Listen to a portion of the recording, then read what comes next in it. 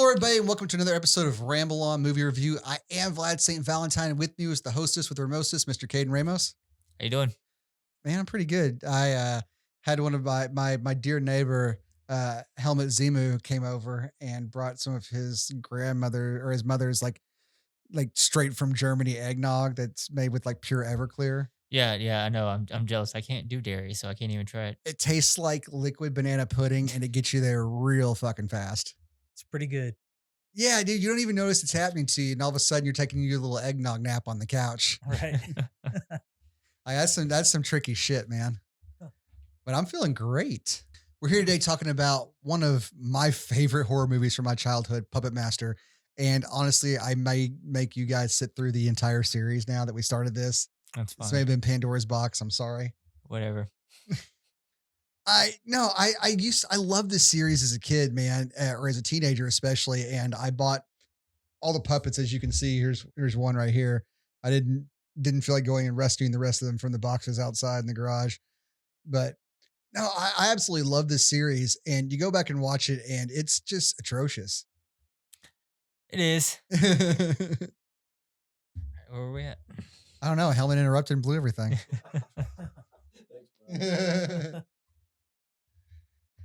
I was talking about how atrocious these movies really are. And all right, on a sliding scale for Full Moon, they're great. Because this is when Full Moon still gave a shit.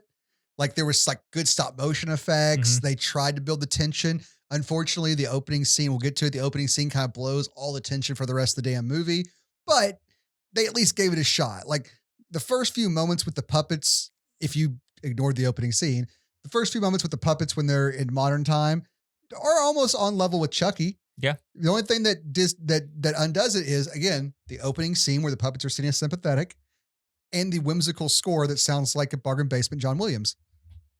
And all the comical sound effects.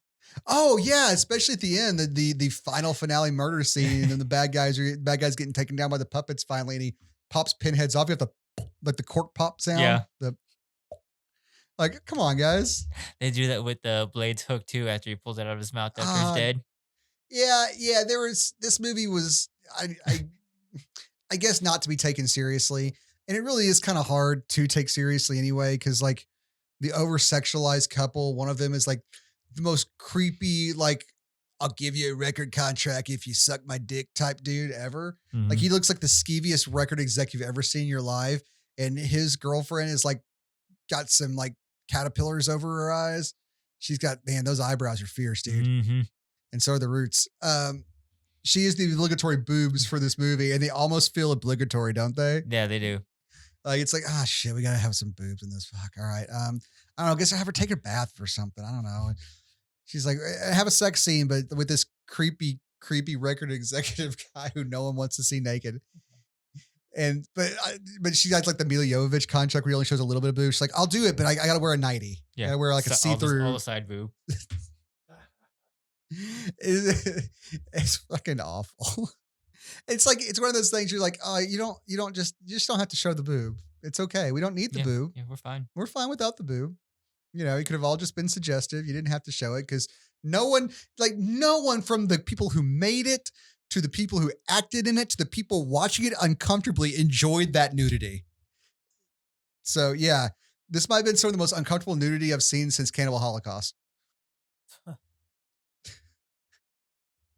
Fucked up, man. Thought we said we weren't going there. No, we just said we weren't watching it anymore. We stopped watching it. Never again. That or a Serbian film. No, I'm not into that shit, man. That's not me. That's why I'm not a G.G. Allen fan. Maybe just have Joey do that one. Just by himself. But no, this movie it's adorable. And I think that's why I love it so much. I love the puppets, and I don't just love this movie. As a matter of fact, this is probably not even in, you know what, of the first 5 movies, which are the only ones I really count from my childhood, this might be my last one on the list. Yeah, there's not a whole lot going on with it at all. No, and like, I love the series so much, but I don't think it's because of this movie in particular. I think I watched this movie and it caught me enough to make me go watch the other 4 Mhm. that were out at the time. And I fell in love with the whole series as a whole because 2 is batshit insane and doesn't go anywhere that leads to the rest of the series. But it's fine because we get Torch and we get a lot more blood. They just take number 1 and ramp it up a little bit. Mhm. And we will get to 2 next. I promise. But 3 is amazing because somebody somewhere by the stroke of God wrote a check to Full Moon and they were actually able to make a competent period piece. Like from what I remember, and again, it's been a while since I watched it and we'll get to number 3, I promise. They actually made it look like World War II Germany. You know what I mean? Effectively. And I didn't think they were capable of that. Yeah, it's been a while since I've seen it too. So going back and watching 3 again, I actually going through all of them since we have the what was it, $200 box set? No. Full Moon, if you like Full Moon Productions or you like terrible movies, or if you just want this box set, I don't know if they're still doing the promotion, but they were running a promotion where if you bought, they're trying to launch a streaming service because who the F isn't? Their streaming service is like $120 a month, but they were doing a half off. And if you bought the streaming service for a year for $60, they sent you a free voucher for the entire Blu-ray box set of every Puppet Master movie ever made. Like, I think there's 10 movies or something like that and all. Mhm. But apparently the newer ones, the Axis of Evil movies, which I have not seen, and we'll get to those, I promise, are not too bad. Kind of like the Chucky going back to his dark roots Old and roots, yeah. the later ones here. But and then we get on to the 4th and 5th to finish up. We were saying about the original 5. Those actually had continuity to them that fell in line with the first and third movie. Mhm. I mean, it was people in the back at the hotel again, but there was a new puppet master, a young guy, and they introduced some demons from another world, which all right, kooky, but whatever. It wasn't world breaking to what we knew already. So I'll take it. Shit, Yeah. why not? Yeah. And that was fun. That was the only puppet I never bought. Speaking of all the puppets, the little totem, the little evil one, that's the only one I never ended up with. Anyone's thinking about sending me toys. You know that one's going to be the most expensive one. So anyway, Puppet Master, right? Mhm. We start off this movie with Andre Toulon putting the puppets away and being hunted down by Nazis. We don't really say they're Nazis, but Yeah. if you've watched up to 3, I mean, even listening to their dialogue, they call them air. Head Toulon, Yeah. shit like that. And this is around the 40s, at least kind of Art Deco styling. So that's 20s, but this is the 40s later on. We start off with the puppets, running and hiding, and they're dodging the Nazis. And so immediately, no matter what the puppets get up to later in the movie, we see that they're opposite the Nazis, and no one opposite the Nazis is the bad guy. Mm. But we see them running and hiding, and the little George Burns guy. Did we figure out if that was the grandpa from Christmas Vacation or not? I didn't look that up. Miles, you got to do the lookup shit.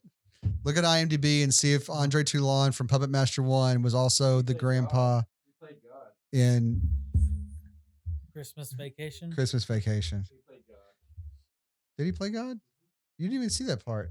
It's William Hickey is his name, and I know I've seen him in other shit. Yeah, it is. Boom. He was Lewis in Christmas Vacation. This one.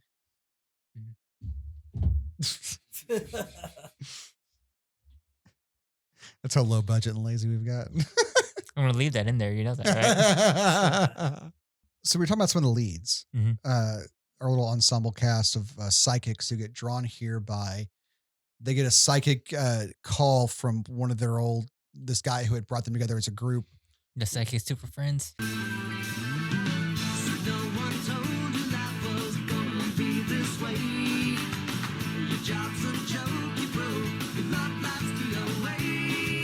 Yeah, all right. He brought them together to look for Andre Toulon, the old puppet master's last resting place, to find his secrets. Basically, where the fuck's the puppet box buried, right? And where the secrets are. And where the secrets are. The secrets to eternal life. That's Yep. what they were after. Apparently, they didn't. The Scooby Gang didn't find it together, so they all broke up. And creepy record executive and eyebrows are doing like sexual psychic experiments with chicks, and it's like a creepier version of the opening of Ghostbusters, where he's like doing the psychic experiment with the woman, the man, and just lying to get in the chick's pants. It's even creepier than that somehow. What the White Witch? It was Dana. What? Yeah, but what's the Stevie Nicks? Yeah, Stevie Nicks with the bad Southern accent and a stuffed dog. Oh yeah, like a stuffed Pomeranian. The rogue accent. Yeah. Oh yeah. Yeah. That's just all it reminded me of. Was just Anna Paquin. Anna Paquin's bad Southern accent. I'm like, oh god. I suck the Sorry, powers sugar. out, sugar. Sorry, sugar. There's too much of an R on that, Anna. Like if you want a Louisiana accent, there's no R on the end of anything. Sugar, sugar, sugar. No sugar. No hint of an R. Sorry. I got a family from Nolans and everything, you know what I mean? Yeah.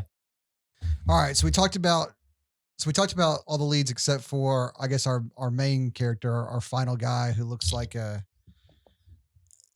Ron White with like Seinfeld's mid-90s Seinfeld's haircut. Mhm. Or just looks like Ron White, Yeah. long-haired Ron White. That's what I'm gonna call him from now on. So we got Ron White, we got eyebrows, we got rapey record executive, and we've got Rogue. we got Stevie Nicks with a bad accent. Stevie Paquin. Yeah, Stevie Paquin. So they show up to they're all called or drawn, you know. I think they all end up calling us on their phone saying, "Did you get the call too?" Yeah, the Professor X sent the call out. Mm-hmm.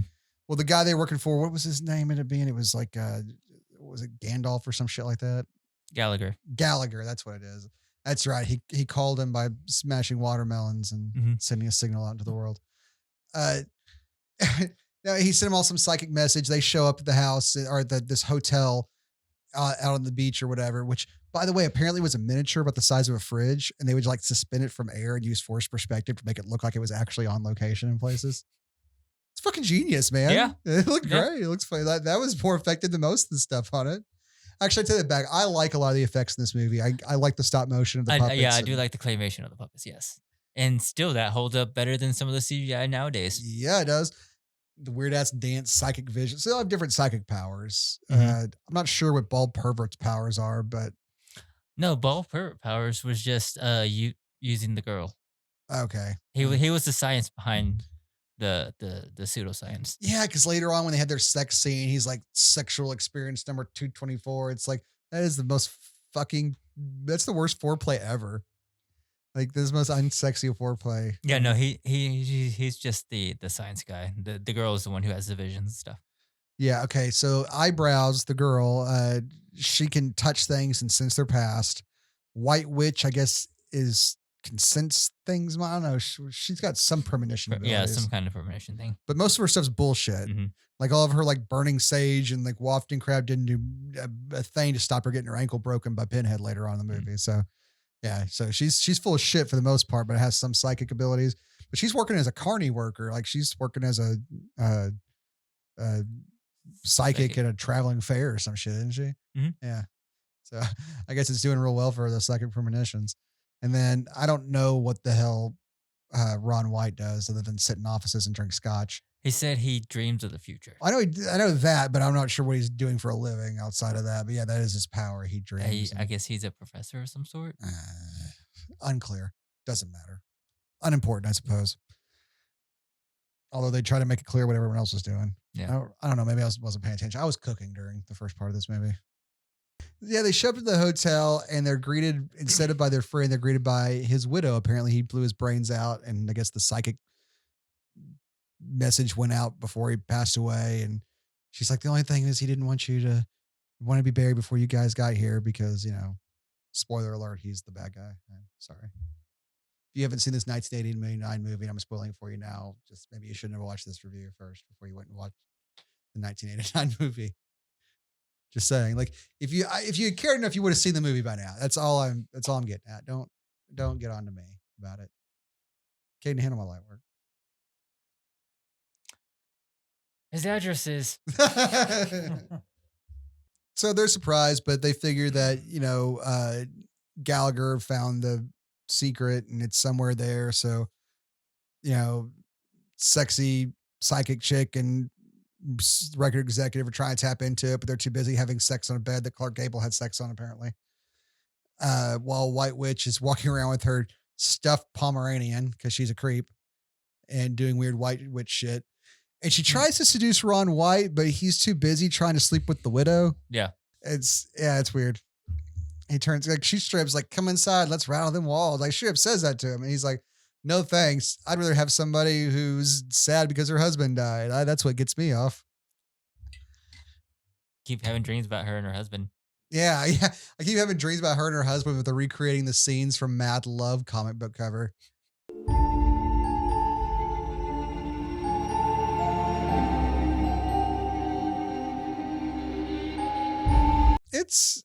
It's interesting. The imagery is trying to be artistic and trying to be interesting, but it's all right. I mean, it's in the best it can for a low budget B movie. And they actually, what I give this movie though is they actually gave a shit. They tried. Mhm. They tried with the effects. They tried with the puppets. The only problem with this movie is that it's they dispelled all the tension in the beginning of the movie by having that sympathetic opener. And everything they tried to do after that is just, as far as building tension for a horror movie goes, is lost. Because, all right, they're doing evil stuff after being sympathetic. And you might go, oh, what's happening now? They've gone evil. But like, this isn't a long form series where this has gone slowly over time. There's no build up to that. So it's like, well, these people have already been acting, these psychics have already been shitty, just shown to be shitty people. The puppets are sympathetic. So they must be doing this righteously, right? And plus the music itself, although I like the theme song, I love the theme song. It is, like I said, bargain basement, John Williams, but it's impish, it's whimsical. It reminds me of the opening of this movie where they're showing them like making the puppet like up close. Reminds me of Willy Wonka. Yeah. You know what I mean? Like where they're making the fudge and the chocolate and shit. Like I love the opening of this movie. I absolutely do. And I love that theme song. But as it carries on, they keep going on with that whimsical, sound to it. Like when Blade's pulling the chair up before they make the first kill. Yeah. It's like it's trying to sound a little sinister, but still has it sounds like the theme. So it still has those whimsical overtones to it. I don't know what I'm supposed to be feeling here. And like, I know I'm not supposed to be do I root for the puppets? Do I root for the bad guy? Do I root for the psychics to live through this? Who fucking cares? They've been assholes the whole time. And the puppets are just trying to survive against these Nazis. Maybe it's miscommunication. Maybe they're just, trying to fight against the invaders or, trying to keep their master secret going from these people who would do wrong with it. I mean, hell, the shitty record executive guy already said he'd rule the world if he had the power. Yeah. Like these are not sympathetic people. No. And they do bring up a point too in the later on in the movie where she reads the diary. Mm-hmm. How the inanimate objects take on the personality of their creator. They did. That came in a little bit later, but I think that would have been more effective had we not had the opening and known that they could be one way or the other. Yeah. Because as I was watching the movie, I took the notes down like, man, they should really explain that the puppets have a dual personality earlier on, because I'm not really getting that from what we're getting. We got them being sympathetic. Now they're killing people. And then like they did come in with that scene and explain it. I was like, it's a little too late. Yeah. It needed to be, if you had to have that opening scene, then you need to explain that with the opener, that they can take on anything. And like, oh shit, they're killing people. That means that they're being controlled by somebody bad. Then it becomes a whodunit. Mm-hmm. And it's still tense because, oh shit, they're murdering people, and who's doing it? Who's controlling? Is it the widow? Yeah. Is it the caretaker who's like, looks like Linda Blair with Yeardley Smith's voice? Yeardley Blair, as we'll call her. Who knows? But that wasn't that clever. No. And they could have done it easily too with like newspaper clippings of like murder at the hotel and, just intercut him with, painting another doll. And they could have given the painting of the doll, but you don't even have to show that open. You do the painting of the doll. You don't have to do the Andre Toulon thing. You just have the conversations to have later. It's like, oh, the old puppet master's shit, blah, blah, blah, blah, blah, blah. But what the opening gave us that we didn't need. Matter of fact, you could do the opening, but don't show the puppets move. Don't do the POV shots. Just show him painting a puppet and putting it away, then blowing his fucking head off. Don't have the other guys talks when they're Nazis, so there's no sympathy one way or the other. Mm-hmm. Or actually, you know what? You might even have sympathy for the puppet master. Who knows? You know what? Take it back. I'm going back and forth. No sympathy for the puppet master. We don't know what's going on. Blows his head off, hides the shit. Don't know what's happening. Some people will run him down. Matter of fact, take the SS jackets off. They'll make them just suited up dudes. So it looks like they might be FBI or they might be CIA or some shit, right? Men in Black. They might be out to get this guy for a good reason. Who knows? Keep it ambiguous. So when they're killing people, it's ambiguous. Mm-hmm. And then when you get to that, Andre Toulon was run from the Nazis. They read it in the notes. And when they get to the diary scene, that's the reveal moment. Oh, they can be good and bad. Oh my goodness, that means someone bad's running them. But this is not good at building tension. But it is a fun movie. They gave a shit, and it's like in the vein of Ray Harryhausen. The effects are honestly, it's like some Sinbad shit, you know. But I really enjoy it for that camp value, and it's adorable. Yeah, but it's not great by any means, and they get better though. They do. There's a lot. There's a lot left to be wanting in this movie, and I don't know if they had the budget for number 2, or number 2 was just kind of a Hail Mary. Let's see if we can get more money, which is why they made it batshit insane. Well, it wasn't that it was batshit insane. It's just the ending went off. It was kind of batshit insane. It ended with the puppets, I guess, being evil, and then went off into a storyline tangent that never went anywhere. I mean, it kind of picks up with this movie, or where there's. I mean, it's not. If it had gone along with it, you wouldn't think 2 was batshit insane if they had kept going with it. But they just kind of made 3 a prequel and then ignored 2. So 2 is why it's the batshit insane one. To be fair to it, I guess. But it does end up with them like reanimating some person and them traveling around to torture children shows. We'll get to it, I promise. Can you talk about how long it took for somebody to recognize the Blade running around in the hotel at the beginning? Yeah. He ran through a busy hotel for quite a long time without anybody noticing a 12-inch puppet. Yeah. It's not Up like until like the 6th floor. It's not a fucking mouse, man. It's like he was running in front of people. How do you not see that? Yeah. I don't know. Yeah, they're not tiny. Like they're not that little. Every time they hold them up, they're bigger than this. This is not even full size. Yeah. They're bigger than that. Yeah. So that's a good point. Yeah, the whole like they're sneaking around thing is kind of bullshit. They're about the size of a house cat. You would notice a house cat running around, Yeah, right? yeah, exactly. Especially a black cat. You're gonna see that. Well, especially one that's a skeleton with blades and a hook for a hand. Yeah, I mean that's I get. If my cat was running around prosthetics like fucking Captain Jack Sparrow, I'd be like, I'd notice. So our first kills in this movie, Eyebrows gets tunneled in the face. Which, by the way, Tunneler is obviously the most effective one out of all of them. I know Blade kind of gets the lead position, but let's face it, that giant tunnel on his head actually does more people in, or does more damage, it seems, than anyone else. At least in this in this movie. Yeah. But he drills Eyebrows in the face after she's writing creepy record executive, I guess, because she wants that record deal. But she hears crap and bends over the bed, and he's tied up like, Jared's Game style. And she gets drilled in the face, which, by the way, later on at the dinner scene with her face makeup, love it. Probably the best makeup in the movie. Yeah. Her drilled out corpse face. But while he's tied up, Leech Woman comes up, and then we get the whimsical music back that ramps up while she like kisses on his nipples and then starts spitting up leeches on him. He likes it at first, then like kind of gets his blindfold off and sees what's going on. And then I guess death by leeches? How long did that fucking take? I don't know. I don't care how many leeches you have on. That should take a while, right? Like a leech can only drink about as big as it is. And you know what I mean? Like, I mean, they get bigger and swell up, but like they're not draining you completely, are they? But yeah, as soon as we start dying, though, they die pretty quickly. Because as soon as they off the couple and Leech, so we get the tunnel in the face, Leech Lady sucking the blood. Then the White Witch gets her ankle snapped by Pinhead. And then he like charges her and punches her like 3 or 4 times and just keeps getting chunked different places. Like she throws him over the stairwell, down the stairwell at one point in time. He like falls like 5 stories. And then like later on, she gets in the elevator trying to escape Blade and goes down to the bottom floor where she threw Pinhead's ass, and then is surprised when he's there when she opens the door, and then proceeds to just throw him against the wall. And it's like, oh, it's over. It's like, bitch, you just threw him down 5 flights of stairs and he got back up. What makes you think chucking him against the wall is going to help any? Like, he's just going to get back up. Which, by the way, I do find funny, the whole, like, anytime a puppet got grabbed by somebody, they automatically just went limp. Right. Like, they didn't try and fight back or anything because we couldn't do that in the scene. They just stopped fighting and then got thrown against the wall. Yeah. It didn't move until he went back to a CGI or a claymation scene. Then they're like, oh, now we'll get up because there's no one else in the scene with us. But this is not Who Framed Roger Rabbit, guys. We're not going to have the animation and the real humans interacting, all right? But no, this is they kill the White Witch in the elevator, and then the rest of the movie they proceed not to use the elevator.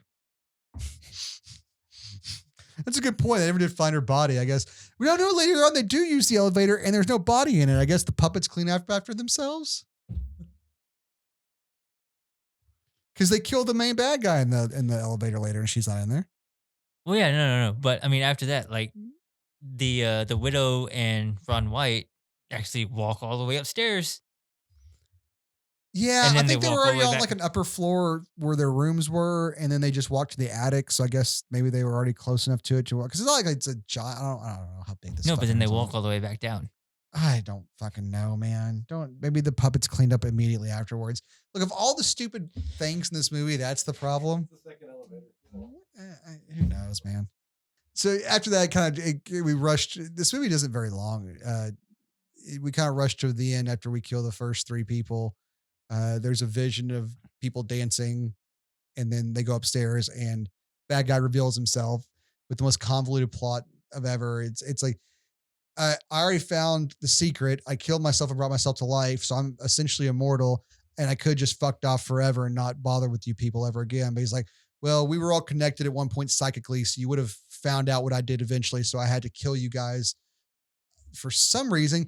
Because later on, as he's fighting Ron White, it's like, time to die so you can live forever, implying that he was going to bring him back to life.